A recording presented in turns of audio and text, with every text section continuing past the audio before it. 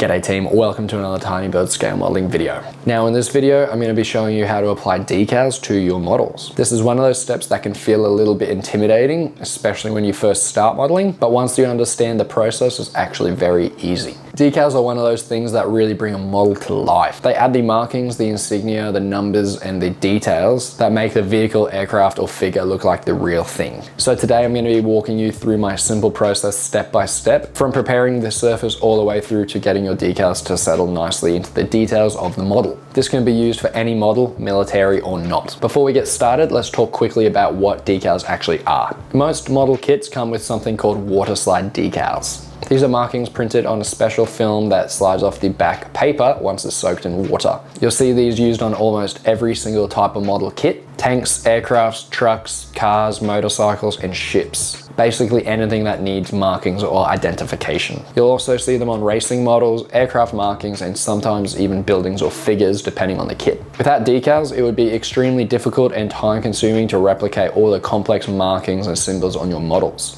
Before we start applying anything, let's take a quick look at what we need for the process. First, you're going to want a warm cup of water. Warm water helps soften the decal glue and allows the decal to slide off the backing paper more easily. Cold water will still work, but warm water tends to make the process a bit smoother and quicker. Next, we have two very important products, Micro Set and Micro Sol. These are honestly two of the best products you can buy for decals. They help the decals stick properly, conform to the model surface, and sink into details like panel lines or bolts. They're also fantastic value because one bottle will last you years, unless you're an idiot like me and manage to spill them. Then we have the instruction manual, which tells us where each decal goes, the decal sheet itself, one or two paint brushes, a hobby knife, tweezers, I'm using a fine tip pair and an angled pair today, paper towels, and of course the model itself. Today I'll be applying decals to this BF-109 painted in desert camouflage. If you'd like to see how I painted this aircraft up, check out the video in the description or click above here. Before we apply any decals, there's one very important step. You want to make sure your model has 2 or 3 thin coats of glossy varnish applied to it after painting. This step is really important because decals stick best to smooth surfaces. A gloss coat will also help protect your paintwork underneath. If you apply decals directly onto a matte or rough surface, tiny air bubbles can get trapped underneath, and obviously we don't want that. This creates something called silvering, which makes the decal look cloudy or unrealistic and can ruin it over time. Once you've applied this, let the final coat dry for at least 6 to 8 hours or overnight to be safe. Next, we're going to take a good look at our instruction manual. Most kits actually come with multiple decal options depending on which version of the vehicle or aircraft you want to build. For example, this BF-109 comes with 3 different marking options. Since this aircraft is painted in desert camouflage, we only want to apply the decals that match that scheme. Some manuals also have a separate page showing common decals to apply to every version, no matter what camouflage or decal scheme you go with. So before we start cutting, just take a minute to make sure you know which decals belong to your specific model and which ones you don't need. Once you know which decal you need, we'll find it on the decal sheet. In this case, we're looking for decal number 37, so using our hobby knife, carefully cut around the decal. Try and hold the decal sheet by the edges and avoid touching the printed areas with your fingers. The oils on your hand can sometimes damage or smudge the decal film. Once the decal is cut out, we'll take our tweezers and place the decal into our warm water. Now, depending on the brand, decals usually need to soak for about 45 to 60 seconds. Some brands like Tamiya have slightly thicker decals and might need a little bit longer. While we're waiting for this decal to soak, we'll take our Micro Set, the blue product,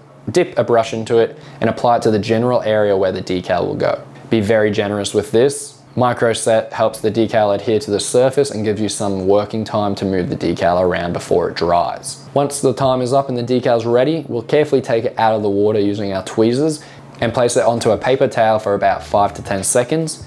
This removes the excess water. After that, once it starts to move, carefully slide the decal off the backing paper and onto the model. I like to hold the decal steady with my tweezers while gently sliding it into place. Be patient and take your time here. While the decal is still wet, you can then use your tool of choice to gently adjust its position. Always refer back to your instructions so the placement is accurate. Once you're happy with the position, you're going to leave it alone and let it dry completely. From here, you're going to repeat the exact same process for every single decal. Remember, soak the decal, apply Micro Set, slide the decal onto the model, adjust the placement, and let it dry.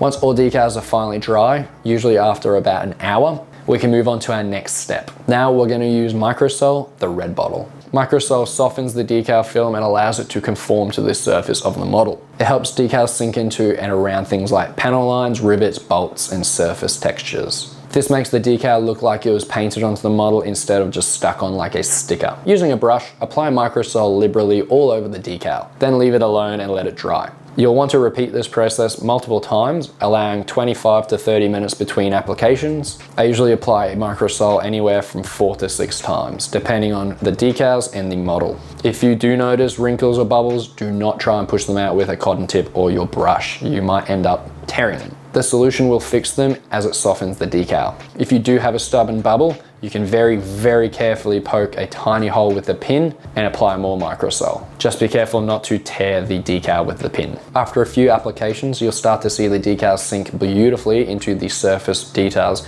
which is exactly what we want. Do this as many times as you need until you're happy with how your decals look. Once everything is completely dried, the final step is another coat of varnish.